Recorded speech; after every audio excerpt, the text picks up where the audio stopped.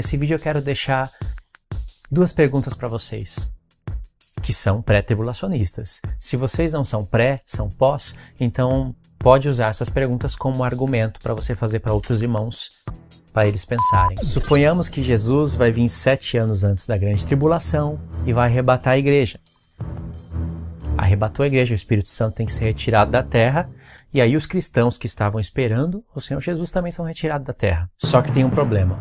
O apóstolo Paulo fala que o anticristo se levanta contra tudo o que se chama Deus ou se adora. Se tudo o que se chama Deus e se adora subiu para o céu, porque os infiéis ficaram, o anticristo é anti o quê? O anticristo vai esperar os irmãos se converterem? Então os irmãos que passaram a vida toda e não se converteram, vão se converter de uma hora para outra? Porque senão o anticristo vai ter que esperar eles se converterem. Isso faz sentido? Segunda pergunta. Nós esperamos o Senhor Jesus para o arrebatamento pela fé. Não é pela fé? Porque nossos olhos não estão vendo. É pela promessa na palavra, então se é pela promessa tem que ser esperada. Esperança que se vê não é esperança. Pois se você está vendo, o que você espera? Mas se você espera o que você não vê, com paciência você espera. Então com paciência a gente espera o arrebatamento da igreja. Só que a gente tem os tempos determinados. Então é pela fé. Se hoje milhares de pessoas são arrebatadas, o mundo todo pode ver isso. Você como cristão contempla isso? Aonde que está a fé? Você ficou e você vai ser salvo como? Porque você vai ter certeza absoluta que Jesus vai vir, já não é mais fé. Na verdade, se isso for assim, anula a fé. Terceira pergunta. Se o Espírito Santo for retirado da terra, quem é que vai agir em você para te convencer do pecado, do juízo e da justiça? Porque vai ter o falso profeta na terra, a besta da terra, fazendo sinais e prodígios e enganando a muitos.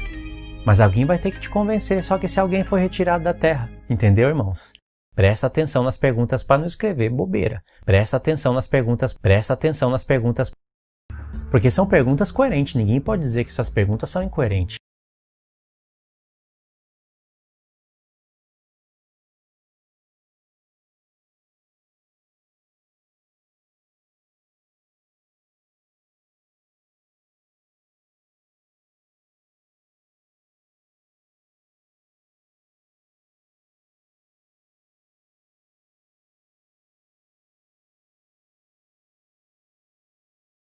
Suponhamos que Jesus vai vir 7 anos antes da grande tribulação e vai arrebatar a igreja. Arrebatou a igreja, o Espírito Santo tem que ser retirado da terra, e aí os cristãos que estavam esperando o Senhor Jesus também são retirados da terra. Só que tem um problema. O apóstolo Paulo fala que o anticristo se levanta contra tudo o que se chama Deus ou se adora. Se tudo o que se chama Deus e se adora subiu para o céu, porque os infiéis ficaram, o anticristo é anti o quê? O anticristo vai esperar os irmãos se converterem? Então os irmãos que passaram a vida toda e não se converteram, vão se converter de uma hora para outra? Porque senão o anticristo vai ter que esperar eles se converterem. Isso faz sentido? Onde está a incoerência na primeira pergunta formulada pelo Luiz? Ele pega a expressão tudo que se chama Deus ou se adora e aplica aos cristãos. Até aí é uma crença que ele tem. Essa crença não é particular do Luiz. É uma crença defendida por alguns teólogos. Por exemplo, você vai encontrar isso sendo mencionado ou defendido na Bíblia de Estudo Matthew Henry. Matthew Henry é um teólogo antigo, tá?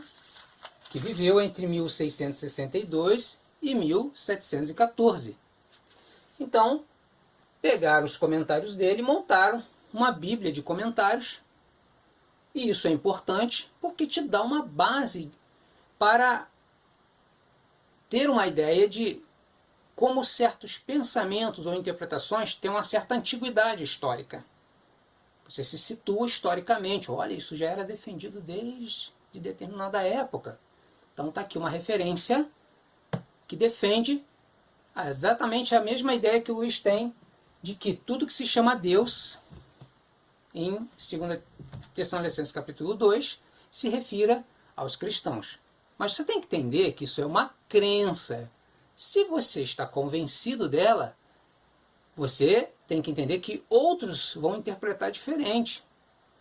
Por exemplo, este aqui é o livro Grande Conflito, de Ellen White, uma grande referência no Adventismo, em que você encontra isso de forma indireta e superficial. Mas para quem já conhece, percebe, olha, os adventistas têm essa ideia sobre tudo que se chama Deus ou se adora. E por que eu estou citando o Adventismo, em especial fazendo referência à obra máxima de Ellen White, O Grande Conflito? Porque quando eu vi alguns vídeos do Luiz, eu já tive a primeira impressão de que ele teria tido algum contato com os adventistas. Dito e feito, ele admitiu isso depois. Então, quando nós estudamos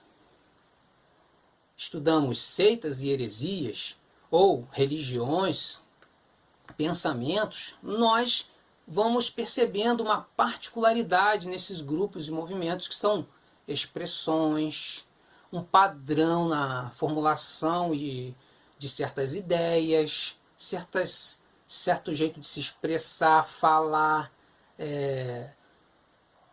e até mesmo um padrão de formatação de palavras e frases. E você percebe algumas coisas típicas do Adventismo na fala e na formulação das perguntas feitas pelo Luiz. Isso é só para dar um exemplo. Então, quando o Luiz ele pega essa expressão e aplica aos cristãos, ainda é um direito dele, porque ele acredita assim. A incoerência está quando ele parte do princípio ou ignora que nem todos os pré-tribulacionistas, se não a maioria, ou praticamente talvez nenhum pré-tribulacionista, acredite que a expressão tudo que se chama Deus ou se adora se refere aos cristãos. Logo, quando um pré-tribulacionista lê essa passagem, ele jamais está cogitando a ideia de que tudo que se chama Deus ou se adora será arrebatado ou será levado para o céu, deixando assim aquela pulguinha na orelha com uma interrogação. Então o anticristo vai ser ante o quê? Essa pergunta não vai fazer sentido para um pré-tribulacionista. O problema é que o Luiz, que fala tanto sobre tem que estar atento, tem que refletir, tem que prestar atenção, e ele ignora isso só nesse vídeo que estamos considerando aqui, nas 3 perguntas. Então, antes de passar para a próxima pergunta, vamos só apresentar aqui como um pré-tribulacionista entende, baseado num contexto geral das Escrituras, que a expressão tudo que se chama Deus ou se adora não se refere aos cristãos. Quando você pega a passagem de 1 Tessalonicenses, que diz que o anticristo, o homem do pecado, o filho da perdição, vai se levantar contra tudo que se chama Deus ou se adora, a ponto de entrar no templo de Deus, querendo parecer Deus. Veja, não vamos nem entrar na questão sobre se o templo de Deus é literal ou figurado. Mas estamos vendo um personagem que está com uma postura de megalomania e que está se colocando acima de tudo e de todos. Inclusive no aspecto religioso, está se colocando acima de todas as crenças. E nós temos um paralelo que confirma esse entendimento, onde? Justamente num dos profetas que o Luiz tanto bate na tecla. E também vive dizendo, olha, o pessoal ignora os profetas. Mas quando você vai justamente para Daniel, no capítulo 11, a partir do versículo 36, que fala de um personagem chamado ou conhecido como o rei que fará segundo a sua vontade, que a maioria dos intérpretes, independente se pré ou pós-tribulacionistas, acreditam que se refira ao anticristo, ou mesmo que alguns não entendam isso como sendo uma referência a um personagem no futuro, um anticristo no futuro, mas apenas um personagem no passado, mesmo que seja um anticristo da história, como Antíoco IV Epifânio. Independente disso, há uma unanimidade que, quando eles leem aqui, que Este rei fará conforme a sua vontade. Se levantará e se engrandecerá sobre todo Deus, e contra o Deus dos deuses falará coisas espantosas. A expressão é muito familiar e parecida, se não idêntica, ao que está lá em 2 Tessalonicenses. Então nós temos o contexto geral confirmando praticamente no entendimento da maioria dos intérpretes hoje, seja pré ou pós-tribulacionista, que a expressão tudo que se chama Deus ou se adora não está se referindo aos cristãos, mas às crenças típicas de cada religião. Aos deuses, o anticristo vai se colocar acima de tudo e de todos, independente se você acredita nisso ou não. O problema é a incoerência do Luiz ao ignorar que um pré-tribulacionista não entende a expressão tudo que se chama Deus como ele entende, a ponto de formular a pergunta e jogar isso para um pré-tribulacionista. Esse é o equívoco fatal que ele comete. E mais do que isso, dando um exemplo, é como se fosse um teísta, alguém que acredita em Deus, teísta, teísmo, do grego theo, que quer dizer Deus, conversando com um ateu, alguém que não acredita na existência de Deus, e esse teísta, essa pessoa que acredita que Deus existe, chamando a atenção dele para admirar a natureza, e de repente ele começa a dizer, olha as maravilhas da criação de Deus. Para um ateu. É uma incoerência. Você tem que considerar o fato de que, por mais que de repente ele, como um ateu, não esteja reconhecendo que a beleza, ordem aparente na natureza, ele vai estar limitado e vai ir além com você. E vai simplesmente parar onde você começa, desse ponto em diante, acreditar que tudo isso é obra da criação de um Deus. Pronto. Você não tem como pegar agora, a partir daqui, e pegar suas percepções da crença de um Deus para querer apresentar isso para um ateu. É parecido com isso que o Luiz comete na sua primeira pergunta. Segunda pergunta. Nós esperamos o Senhor Jesus para o arrebatamento pela fé. Não é pela fé? Porque nossos olhos não estão vendo. É pela promessa na palavra, então, se é pela promessa, tem que ser esperada. Esperança que se vê não é esperança. Pois se você está vendo, o que você espera?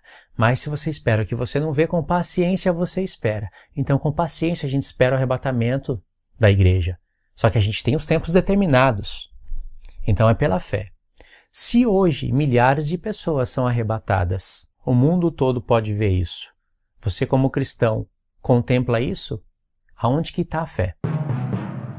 Você ficou e você vai ser salvo como?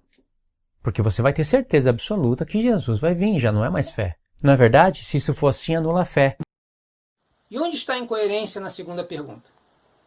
Ele vai pegar a palavra fé, ou melhor, o princípio expresso para a fé, conforme em Hebreus capítulo 11, de que a fé é o firme fundamento das coisas que se esperam, mas que não se veem.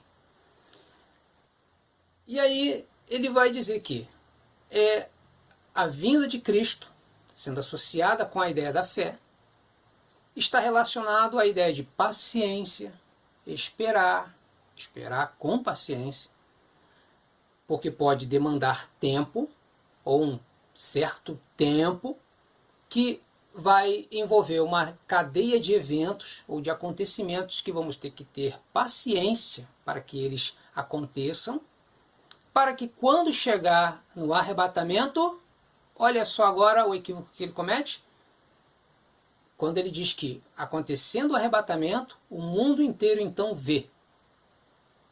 E você como cristão contempla isso, onde está a fé? O primeiro equívoco que ele comete é que ele ignora que para o pré-tribulacionista o arrebatamento vai acontecer num abrir e fechar de olhos. Se vai ser num abrir e fechar de olhos, logo será tão rápido que o mundo não vai contemplar isso. Quando as pessoas se derem conta, alguém que estava do lado, ao ser arrebatada, foi arrebatado numa velocidade tão imensa, uma velocidade tão grande, que a percepção que se dá é que a pessoa sumiu, desapareceu. Mas na verdade ela foi elevada. Só que de uma maneira tão rápida que, devido às limitações humanas, a pessoa não pôde acompanhar isso. Então não tem como ele considerar o mundo inteiro ver isso. Primeiro o equívoco que ele comete. E depois ele ignora que para o pré-tribulacionista o arrebatamento não depende de uma cadeia de eventos. É algo que poderia ter acontecido em qualquer momento da história. Primeiro, ignora que para o pré-tribulacionista vai ser num abrir e fechar de olhos. Então não tem como aceitar essa formulação de que como é que o mundo vai ver isso? Quando o mundo se der conta, já aconteceu. Segundo, para o pré-tribulacionista, o arrebatamento não depende de uma cadeia de eventos. Ele é iminente no sentido de que, assim acredita o pré-tribulacionismo, vai acontecer ou está cabível, passível de acontecer em qualquer momento da história. Ao ignorar esse detalhe, ele acaba formulando essa pergunta cometendo mais um deslize. Então, ele tem que reformular essa pergunta, levando em consideração o que o pré-tribulacionismo acredita de fato. Note que ele comete o mesmo equívoco, a mesma incoerência da primeira pergunta. Ignorar detalhes da crença pré-tribulacionista. Terceira pergunta. Se o Espírito Santo for retirado da terra, quem é que vai agir em você para te convencer do pecado, do juízo e da justiça? Porque vai ter o falso profeta na terra, a besta da terra, fazendo sinais e prodígios e enganando a muitos. Mas alguém vai ter que te convencer, só que esse alguém foi retirado da terra. Entendeu, irmãos? E para concluir, vejamos a incoerência da terceira pergunta formulada pelo Luiz. Ele vai colocar dessa maneira. Se no arrebatamento o Espírito Santo é tirado da terra, como é que um cristão que ficou vai ser convencido? Note que ele direciona a pergunta para um cristão. Bem, vamos recorrer justamente ao texto do Evangelho de João, no capítulo 16, onde nas palavras do próprio Cristo, a quem estaria direcionado a atividade do Espírito de convencer. Jesus disse, em João capítulo 16, a partir do verso 7, Todavia digo-vos a verdade, que convém que eu vá, porque se eu não for, o Consolador não virá a vós. Mas quando eu for, vô-lo enviarei. E quando ele vier, convencerá o mundo do pecado, da justiça e do juízo. Do pecado, porque não creem em mim. Olha que interessante. A atividade do Espírito de convencer não é direcionado para alguém que acredita, para um cristão, mas sim para um descrente. Alguém que não acredita em Jesus. Totalmente diferente do que ele formulou na essência da sua pergunta. Outro equívoco que ele comete é que, na mente do Luiz, a ideia de que o Espírito Santo será retirado da terra seria uma coisa só da cabeça de pré-tribulacionistas. Isso mostra o quanto ele realmente ele atua, ele se comporta como um amador, um principiante. Porque pode ser que você vai ser surpreendido agora. Mas a crença de que o Espírito Santo será retirado da terra não é uma coisa só de pré-tribulacionistas. Existem pós-tribulacionistas que também acreditam assim. E eu vou dar como exemplo para vocês uma referência, uma grande referência do pós-tribulacionismo, que é o Robert Gundry, autor dessa obra aqui, Panorama do Novo Testamento. Tá? Uma excelente obra, mas já vou te adiantar. Não é nesse livro que o Robert Gundry, apesar de comentar 2 Tessalonicenses, ele vai expressar essa sua crença de que o Espírito Santo será retirado da terra. Ele apenas vai procurar ser neutro aqui, apresentando os vários pontos de vista que existem em determinadas passagens. Você vai encontrar essa crença dele expressa numa obra que ainda não está traduzida para o português, que é A Tribulação. Mas você pode ter conhecimento sobre o que Robert Gundry e outros pós-tribulacionistas acreditam nessa excelente obra de Millard Erickson, Escatologia, a polêmica em torno do milênio. Excelente obra. Millard Erickson, ele não é pré-tribulacionista. Essa obra é uma obra que procura ser neutra, apresentando os prós e contras de várias crenças, entre outras, como o meso ou mid-tribulacionismo. Excelente trabalho. Tá? E aqui você vai encontrar isso sendo referenciado, de que entre os pós-tribulacionistas que acreditam que o Espírito Santo será retirado da terra, está Robert Gundry. Veja, ele é um pós-tribulacionista. Então, como é que o Luiz formula essa pergunta para um pré-tribulacionista? Primeira coisa que ele ignora,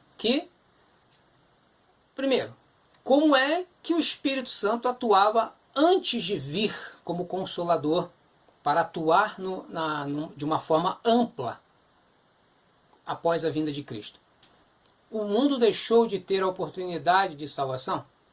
O mundo deixou de ter o apelo, tanto externo como interno, para ser sensibilizado aos apelos de Deus através de profetas e pregadores? Não. Então, o que nós vemos no Antigo Testamento é algo de forma limitada. E no Novo Testamento nós vemos isso amplificado.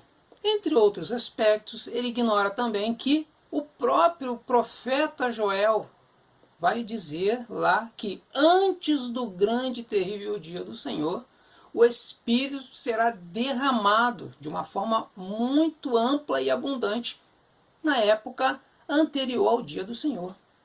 Ou seja, antes do dia do Senhor, num contexto ali que Israel estará vivenciando uma grande calamidade por conflitos, etc., o Espírito será derramado.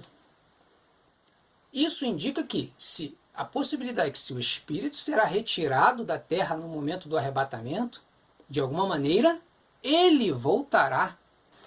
Deixando essa questão de lado, não quero nem aqui discutir ou entrar na questão sobre quem tem razão e quem não tem, mas chamar a atenção para mais uma incoerência. Ele ignora o que um pré-tribulacionista realmente acredita. Há pré-tribulacionistas que acreditam que o Espírito não será retirado no momento do arrebatamento, que ele continua na terra. Então, quando o Luiz ignora isso, mais uma vez a sua pergunta fica manca. É uma pergunta que fica deficiente. São perguntas coerentes, ninguém pode dizer que essas perguntas são incoerentes. Presta atenção nas perguntas para não escrever bobeira. Presta atenção nas perguntas.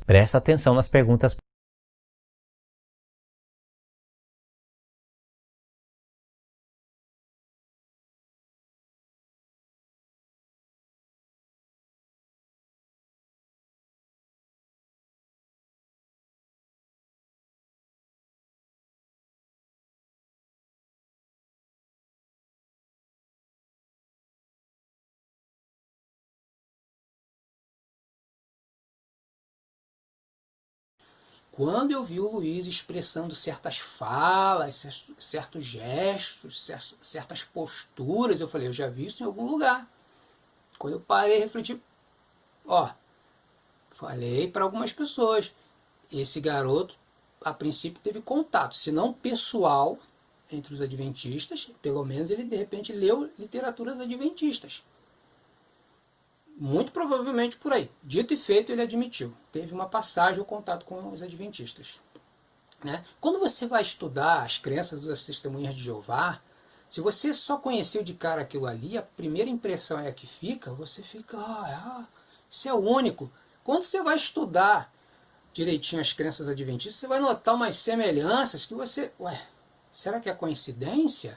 Aí você vai descobrir que Charles Taze Russell, a pessoa que deu início ao movimento hoje conhecido como Testemunho de Jeová, começou ou teve contato com os adventistas. E ele mesmo admitiu. Ele tem a declaração dele admitindo que ele deve muito aos adventistas. Então você percebe que não é uma coincidência. Por isso que existe, você vai rastreando essas coisas. Entre outras várias questões aí que são levantadas pelo Luiz. Tá? Então, eu estou dizendo isso aqui não para desmerecê-lo. Luiz, ele é um garoto, é um principiante, jovem, não gosta de ouvir isso, entendeu? Natural. Mas, mais tarde, ele vai acabar se arrependendo de muita coisa que ele falou aí, nesses vídeos. No caso dele, está tudo registrado, entendeu? Tanto que já teve um vídeo que ele fez, dizendo ser uma resposta, não é isso?